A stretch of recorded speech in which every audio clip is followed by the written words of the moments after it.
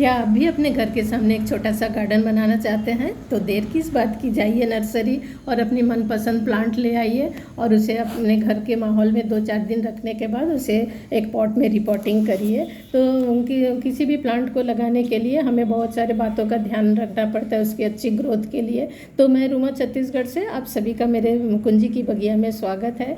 आइए इस बारे में आप सबसे चर्चा करते हैं। तो एक प्लांट की ग्रोथ के लिए सबसे पहली ज़रूरी होती है एक वेल ड्रेन सॉइल, यानी कि भुरभुरी मिट्टी जिसमें कि पानी नहीं रुकता है। पानी अगर किसी पॉट में रुक जाता है तो वो प्लांट को के रूट्स को सड़ा देता है, जिससे प्लांट को नुकसान पहुंचता है। तो एक वेल ड्रेन सॉइल बनाने के लिए आपको मिट्टी में सैंड और कंपोस्ट मिलाकर सॉइल बनाना पड़ेगा और उसमें आप प्लांट को रिपोर्ट कर दीजिए और उसे कुछ दिन शेड एरिया में रखिए और उससे फिर उसमें अच्छी ग्रोथ शुरू हो जाएगी। तो इस तरीके से ये देखिए, जब जो भी आप प्लांट लगा रहे हैं उसमें रेगुलर इस तरीके से जो जंगली प्लांट है, जो वीड्स हैं, उसे निकालते रहिए, क्योंकि हम जो भी न्यूट्रिएंट देते हैं प्लांट को वो ये जंगली प्लांट ही ले लेते हैं और उसके बाद इनकी ग्रोथ अच्छी हो जाती है।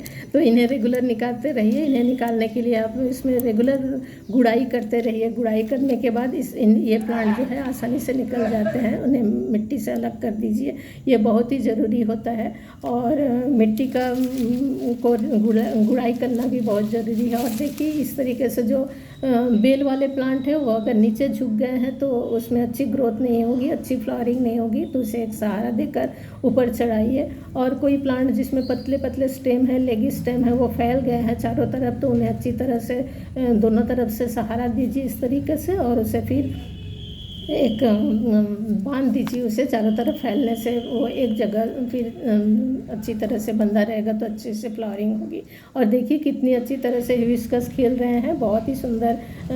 अगर तो प्लांट को आप ज़मीन में भी लगा सकते हैं या पॉट में भी लगा सकते हैं। ज़मीन में लगाया हुआ प्लांट तो अपना जो भोजन है वो ज़मीन से काफ़ी मात्रा में ले लेता है, लेकिन हम जब कोई प्लांट को पॉट में लगाते हैं तो हमें उसके देखभाल की बहुत ज़रूरत होती है, क्योंकि पॉट में एक सीमित सॉइल होता है, सीमित न्यूट्रिएंट होते हैं। तो हमें बीच बीच में रेगुलर उसमें उसके जो भी ग्रोथ के लिए उसका भोजन है, उसके न्यूट्रिएंट है, उसे रेगुलर देना पड़ता है।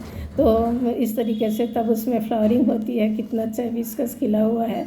तो पॉट में लगाने के लिए हमें उसके जो भी उसके खाद की ज़रूरत होती है।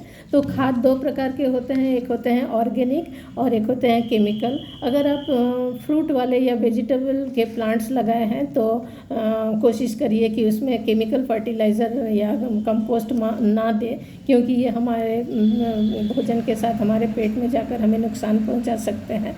मेरी कोशिश तो यही रहती है कि मैं वेजिटेबल्स में केमिकल फर्टिलाइज़र या कंपोस्ट नहीं देती हूँ। और दूसरा है ऑर्गेनिक। तो ऑर्गेनिक में बहुत सारे और ये देखिए इस तरीके से जो खिले हुए फूल हैं या पीले पत्ते हैं उन्हें रेगुलर निकालते रहिए, क्योंकि ये जो प्लांट के न्यूट्रिएंट को ले लेते हैं और उसकी भोजन की मात्रा में कमी आ जाती है। तो इन सबको रेगुलर आप हटाते रहिए।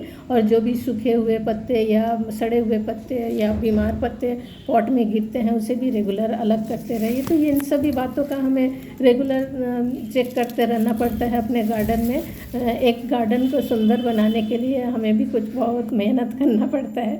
तो अगली बात जो है वो है पिंचिंग। एक अच्छी प्लांट की ग्रोथ के लिए पिंचिंग बहुत ज़रूरी है। पिंचिंग यानी कि जो किसी भी स्टेम का जो टॉप वाला पार्ट होता है, जहाँ पत्तियाँ देखिए ये वाला जगह जहाँ से पत्तियाँ निकल रही हैं उस जगह को कट कर देना पड़ता है। ऐसा करने से इसकी ग्रोथ थोड़ी स्लो हो जाती है। ये देखिए इस तरीके से ऊपर के तीनों पत्तियाँ मैंने कट कर दिए हैं और उसके साइड से फिर ब्रांचेस निकलते हैं और इसके बाद जो प्लांट जो है वो बुशी हो जाता है। ऐसा होने से अगर फ्रूट वाले प्लांट है तो उसमें अधिक फ्रूटिंग होगी और अगर फ्लावर वाले प्लांट है तो उसमें अधिक मात्रा में फ्लावरिंग होगी। तो ये पिंचिंग आपको रेगुलर करते रहना पड़ता है।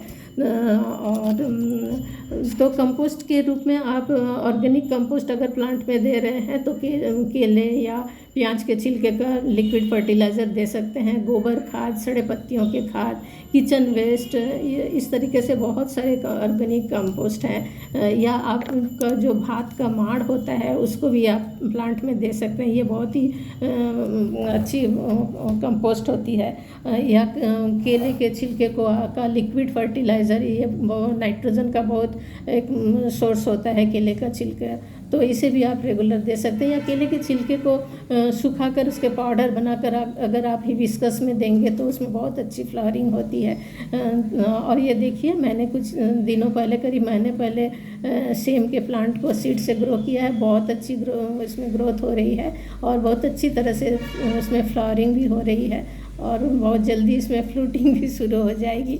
तो यही सब अच्छा लगता है गार्डन में करने के लिए। इस तरीके से रेगुलर गुड़ाई करते रहिए, कोशिश करिए हफ्ते में एक बार कम से कम गुड़ाई करिए, क्योंकि ऑक्सीजन और हाइड्रोजन जो है प्लांट को हवा और पानी से मिलता है।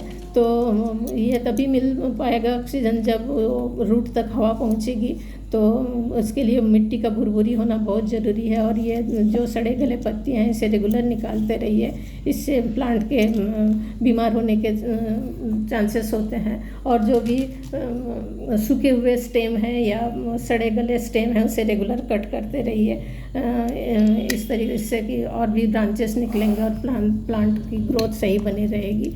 तो ये सभी ध्यान रखना है। और प्लांट के ग्रोथ के लिए अगर फ्रूट वाले प्लांट हैं, और ये देखिए, ये मैंने एक्सोरा का प्लांट कुछ ही दिनों पहले, इसके जो स्टेम है बहुत ही पतले पतले हो गए थे, इसे मैंने कट कर दिया था। तो बीच बीच में कटिंग भी बहुत ज़रूरी होती है। इसमें बहुत अच्छी तरह से छोटी छोटी कोमल, देखिए पत्तियाँ फिर से निकल आई है, बहुत अच्छी फ्लावरिंग होगी अब तो। और ये जो बेल वाले प्लांट है अपराजिता, इसे भी अच्छी सहारे की ज़रूरत है, ऊपर चढ़ा देने से अच्छी तरह फ्लावरिंग होती है। तो प्लांट के ग्रोथ के लिए कैल्शियम, अगर फ्रूट वाला प्लांट है तो उसमें कैल्शियम बहुत ज़रूरी होता है। कैल्शियम के सोर्स हैं, बोन मील बहुत अच्छा है होता है कैल्शियम के लिए। या अगर बोन मील ना यूज़ करना चाहे आप तो चूना दे सकते हैं, जो चूना हम पान के साथ खाते हैं उसे पानी में घोलकर रूट के चारों तरफ दे दीजिए, या चॉक के पाउडर को भी दे सकते हैं। ध्यान रखिए, जब भी आप केमिकल फर्टिलाइज़र दे तो एकदम रूट के पास ना दे, उसे चारों तरफ दे रूट के, और उसे थोड़ा सा गुड़ाई कर दे तो ये बहुत जल्दी आपके रूट तक पहुंच जाएगा। देखिए हिबिस्कस कितनी अच्छी तरह से फ्लावरिंग हुई है और प्लांट कितना हेल्दी है, आपको देख के लिए देखिए इसकी पत्तियां कितनी हेल्दी है, कितनी खूबसूरत है। तो इस तरीके से एक हेल्दी प्लांट को बनाए रखने के लिए हमें रेगुलर उसका देखभाल करना है, रेगुलर उसके जो भी कंपोस्ट देना है वो देते रहना है। और केले के छिलके और प्याज के छिलके को आप 2-3 दिन पानी में भिगो कर देने से इसमें भी बहुत अच्छा फर्टिलाइज़र है ये। और चावल या दाल के पानी को भी जो आपका किचन से निकलता है उसे भी दे सकते हैं, या चाय पत्ती का फर्टिलाइज़र, ये बहुत अच्छा नाइट्रोजन का सोर्स है। सरसों की खली, इस समय आप ठंड के मौसम में हर प्लांट को सरसों की खली का लिक्विड सॉल्यूशन दीजिए, इसमें बहुत अच्छी प्लांट की ग्रोथ, बहुत ही जल्दी इसमें ग्रोथ दिखाई देती है। सीवीड फर्टिलाइज़र भी आप दे सकते हैं, ये समुद्री शैवाल होता है, इसमें माइक्रोन्यूट्रिएंट मैक्रोन्यूट्रिएंट दोनों होते हैं, ये आप सभी प्लांट को दे सकते हैं सीवीड, या ये ग्रैन्यूल्स के रूप में भी होता है और इसे आप लिक्विड फर्टिलाइज़र के रूप में स्प्रे करके भी दे सकते हैं, इसमें बहुत अच्छी प्लांट में ग्रोथ होती है। तो इस तरीके से बहुत सारे सोर्स हैं प्लांट के लिए, बहुत सारे न्यूट्रिएंट कई रूप में पाए जाते हैं, तो आप इनका यूज़ करिए और बहुत अच्छी उसका रिज़ल्ट आपको मिलते रहेगी। अगर आपके प्लांट का जो पत्तियां हैं वो सिकुड़ रही है तो आप हल्दी को पानी में घोल बनाकर उसे लिक्विड फर्टिलाइज़र के रूप में दीजिए। तो ये सभी सावधानियां हमें रखनी है। उम्मीद करती हूँ ये वीडियो आपके काम आएगा, आपको पसंद आया। फिर मिलते हैं नए वीडियो में। Thank you.